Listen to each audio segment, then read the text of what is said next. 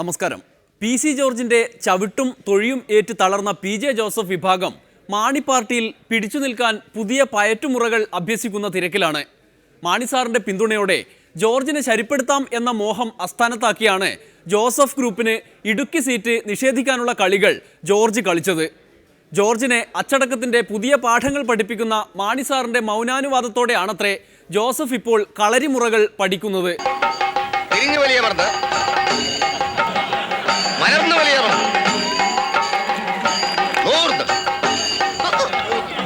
കളരിപ്പയറ്റ് പഠിക്കാൻ വന്നതോ അതോ കഥകളി പഠിക്കാൻ വന്നതോ?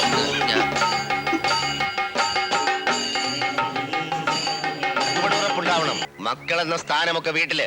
കളരി വന്നാ മനസ്സിവിടെ നിൽക്കണം. പയറ്റ് പഠിക്കാൻ വന്നാ പയറ്റ് പഠിക്കണം. മനസ്സ് പറയുന്നിടത്ത് നെയ്യ് വഴങ്ങണം. വലിഞ്ഞമർന്ന് വലത്ത് കയറി വലിയമർന്ന് തിരിഞ്ഞു വലിയമർന്ന് മലർന്നു വലിയമർന്ന്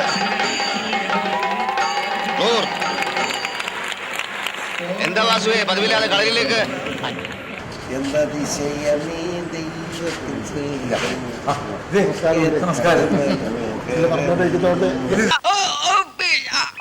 ഒരു മിനിറ്റ് ആ മർമ്മൊന്ന് കണ്ടുപിടിച്ചോട്ടെ.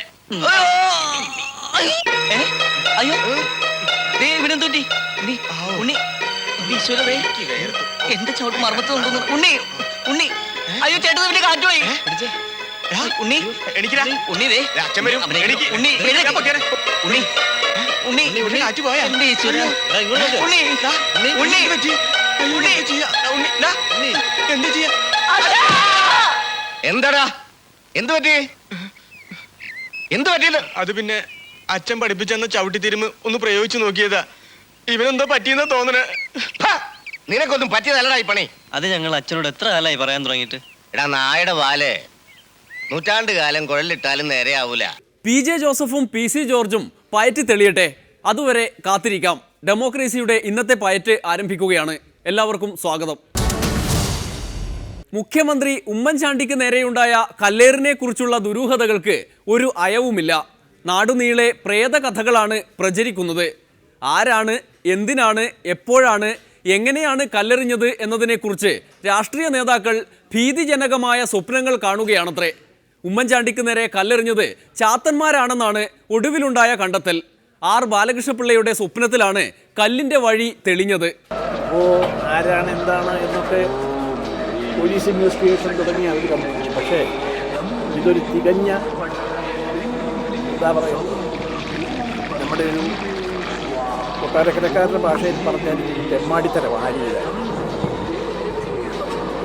ഇത് വളരെ ക്രൂരമാണ്. ഒരു പൗരനോട് ചെയ്യാൻ പാടില്ല. മുഖ്യമന്ത്രി എന്നുള്ളതാണ്.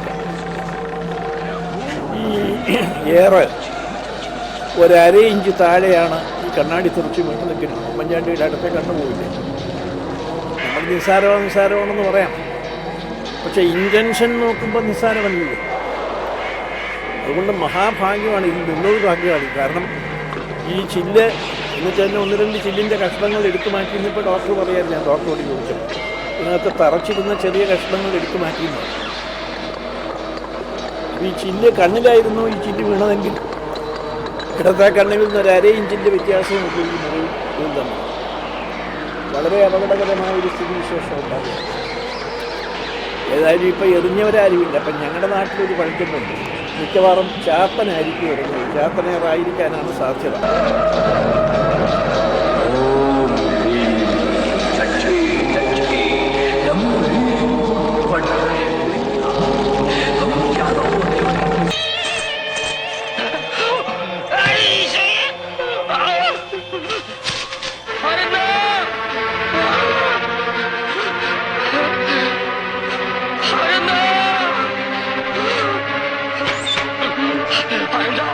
ചാത്തനി അപ്പോൾ ആർക്കും കാണാൻ നോക്കില്ല. ചാത്തനറിയുന്നു, ചാത്തനേറുന്നൊരു സംഭവമുണ്ട്.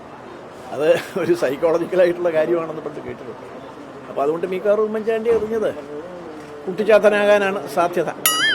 പോലീസ് അന്വേഷിക്കട്ടെ. പോലീസുകാർ ചാത്തന്റെ പിന്നാലെ പോയി. UDFും കൂലങ്കുഷമായി ആലോചിച്ചു. അങ്ങനെ കല്ല് ഒരു ചെറിയ സംഭവമല്ലെന്ന് മുന്നണി യോഗം കണ്ടെത്തി. കഴിഞ്ഞ ദിവസം മുഖ്യമന്ത്രിയുടെ നേർക്ക് മാർക്സിസ്റ്റ് പാർട്ടി നടത്തിയ ഈ അക്രമ പ്രവർത്തനങ്ങൾ കല്ലേറിന് വളരെ നിസ്സാരവൽക്കരിക്കാനുള്ള ശ്രമത്തിലാണ് മാർക്സിസ്റ്റ് പാർട്ടി.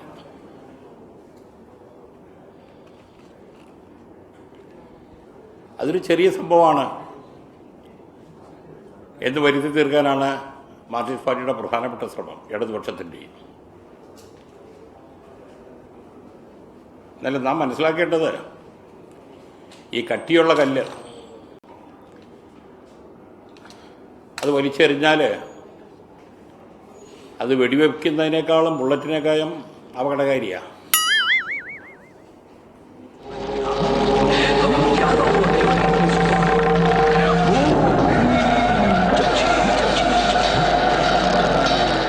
അതൊരു ചെറിയ കാര്യമല്ല. പിള്ളേച്ചൻ പറഞ്ഞതാണ് വാസ്തവമെന്ന് UDF-കാർക്കും തോന്നി തുടങ്ങിയിട്ടുണ്ട്. ചാത്തന്റെ ശല്യമാണ് പ്രശ്നം. ആരാണ് ചാത്തനെന്നോ ചാത്തന്റെ സ്വഭാവം എന്തെന്നോ മാത്രം ആർക്കും ധാരണയില്ല. ഉമ്മൻചാണ്ടിക്ക് പിന്നാലെ ചാത്തനേറിൽ കുഴപ്പത്തിലായത് ആഭ്യന്തരമന്ത്രി തിരുവഞ്ചൂർ രാധാകൃഷ്ണനാണ്. ഉമ്മൻചാണ്ടിക്കെതിരെ എറിഞ്ഞ ചാത്തന്റെ പേരിൽ തിരുവഞ്ചൂരിന് നേരെയാണ് ഇപ്പോൾ പുതിയ ഏറുകൾ വരുന്നത്. നമ്മുടെ സംസ്ഥാനത്തിനാകെ നാണക്കേട് വരുത്തിയൊരു സംഭവമാണ്. ഇതിലെ പോലീസിന്റെ സുരക്ഷാ വീഴ്ച ഉണ്ടെന്നുള്ള ഒരു ആക്ഷേപം ഉയർന്നു വന്നിട്ടുണ്ട്. അവിടുത്തെ ഇന്റലിജൻസിലൊരു DYSP പിണറായി കാരനാണ്, പിണറായിയായിട്ട് വളരെ അടുത്ത സുഹൃത്താണ് എന്നാണ് പറയപ്പെടുന്നത്. ഇടതുപക്ഷ സഹയാത്രികരാണ് എന്ന് പറയപ്പെടുന്നു. പിന്നെ സുരക്ഷാ വീഴ്ച നോക്കേണ്ട ആളുകൾ ഈ ടൈപ്പാണെങ്കിൽ എങ്ങനെയാണ് ഈ വഴി തിരഞ്ഞെടുത്ത് പോകുന്നത് എന്ന് മാർക്സിസ്റ്റ് പാർട്ടിക്ക് മുൻകൂട്ടി അറിയാൻ പിന്നെ വേറെ ഒരു ബുദ്ധിമുട്ടുണ്ടാവില്ലല്ലോ. ആ സുരക്ഷാ വീഴ്ചയെക്കുറിച്ചും അന്വേഷിക്കേണ്ടതാണ്.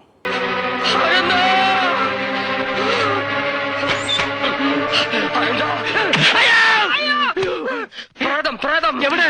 പറമ്പിൽ കക്കൂസിന്റെ പുറകിൽ വെള്ള സാരി കൊടുത്ത് അത് നീ അവിടെ ചെന്ന് കുത്തിയിരുന്നപ്പോ നിന്റെ നിഴലിനെ കണ്ടതായിരിക്കും. മുഖ്യമന്ത്രി അത് പറഞ്ഞത് അദ്ദേഹത്തിന്റെ നമുക്കറിയാലോ, അദ്ദേഹം എല്ലാ കുറ്റവും ഇങ്ങനെ ഏറ്റെടുക്കാല്ലേ. അദ്ദേഹത്തിന്റെ ആ ഒരു നല്ല മനസ്സ് എന്ന് കണക്കാക്കിയാൽ മതി അദ്ദേഹം പറയണേ. സുരക്ഷാ വീഴ്ച ഉണ്ടായി എന്ന അഭിപ്രായം പല മേഖലകളിൽ പല കോണുകളിൽ നിന്നും ബുദ്ധി വന്നിട്ടുണ്ട്. അത് അന്വേഷിക്കണം. ഉണ്ടായോ ഇല്ലയെന്നുള്ള അറിയാലോ. പിണറായിക്കാരൻ DYSP പിണറായിയുമായിട്ട് ബന്ധമുള്ള ഇടതുപക്ഷത്തിന്റെ സംഘടനാ നേതാവാണ്. അല്ല, അതൊക്കെ ഞാൻ പറഞ്ഞില്ല.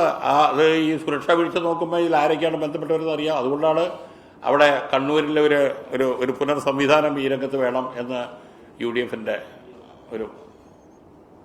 ഞങ്ങളുടെ മൊത്തത്തിൽ അങ്ങനെ ഒരു അഭിപ്രായമാണ്. അതൊന്ന് പുനഃപരിശോധിക്കേണ്ടതാണ്. ഞാൻ പറയുന്ന ഇപ്പം ഇവിടെയുള്ള സകല പോലീസ് ഉദ്യോഗസ്ഥന്മാരെ നമുക്ക് മാർക്സിസ്റ്റ് പാർട്ടിയുടെ അനുഭവങ്ങളാണെന്ന് പറഞ്ഞ് കേരളത്തിൽ പറഞ്ഞുവിടാൻ പറ്റില്ലല്ലോ. എവിടെയെങ്കിലൊക്കെ പോസ്റ്റ് ചെയ്യണ്ടേ? ഞാൻ വെള്ള സാരി കൊടുത്തോണ്ടല്ലോ കുത്തിയിരുന്നത്. ഇത് തമ്പുരാട്ടിയുടെ പ്രേതം തന്നെ. തമ്പുരാനുണ്ടായിരുന്നു. ഭാര്യയെ ആദ്യം അയച്ചതായിരിക്കും നമ്മളെ കുറിച്ച് അന്വേഷിക്കാൻ. ഇത് പ്രേതം തന്നെ. വെള്ള സാരി, പുക, പാട്ട്, നമ്മൾ രണ്ട് കട്ട പുക, പാട്ട്. പോലീസിന്റെ സുരക്ഷാ സംവിധാനത്തിൽ ഒരുപാട് വീഴ്ചയുണ്ടെങ്കിലും ഒടുവിൽ അവർ ആത്മസംയമനം പാലിച്ചു എന്നത് മാത്രം പോലീസിന് ഒരു പ്ലസ് പോയിന്റാണ്, അഭിനന്ദനാർഹമാണ്. നിവൃത്തിയില്ലാത്തപ്പം വെടിവെച്ച് അന്തരീക്ഷം മാറ്റിയില്ല എന്നുള്ളതിന് കണ്ണൂരിലെ പോലീസിന് അഭിമാനിക്കാം. കുറ്റം പറയുമ്പോൾ ദോഷം പറയുമ്പോൾ ഗുണം പറയണ്ടേ? പോലീസിന്റെ ഗുണത്തിലൊന്ന് ഞാൻ കണ്ട ഗുണം അതാണ്. വെടിവെച്ചില്ല, വെടിവെക്കുകയായിരുന്നു ലക്ഷ്യം. ഇന്റലിജൻസ് റിപ്പോർട്ട് ഈ ഗൂഢാലോചനയുടെ ഏറ്റവും നമ്പർ 1 തുരുപ്പ. ഞാൻ ആ ഇന്റലിജൻസ് ഉദ്യോഗസ്ഥനെ കുറിച്ച് പറഞ്ഞു, CPM-ന്റെ ഒരു ലോക്കൽ സെക്രട്ടറിയെക്കാളും തരം താണ രാഷ്ട്രീയം മനസ്സിൽ വെച്ചിരുന്ന് കാക്കി ഉടുപ്പിന്റെ അകത്ത് മറച്ചു വെച്ച ഒരു രാഷ്ട്രീയ നേതാവാണ് ഇവിടുത്തെ ഇന്റലിജൻസിന്റെ മേധാവി, കണ്ണൂരിലെ ഇന്റലിജൻസ് മേധാവി.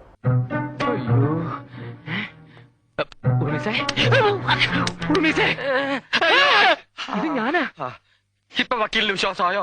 ഇത്രയും കാലം വിശ്വാസമില്ലായിരുന്നു. പക്ഷെ ഇപ്പൊ ഈ പ്രേതങ്ങൾ ഒത്തുതീർപ്പിന് വഴങ്ങോ? ഒടുക്കത്തെ തീർപ്പിനേ വഴങ്ങൂ.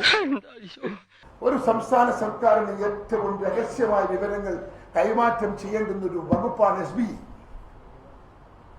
ഏറ്റവും reliable information to pass to government.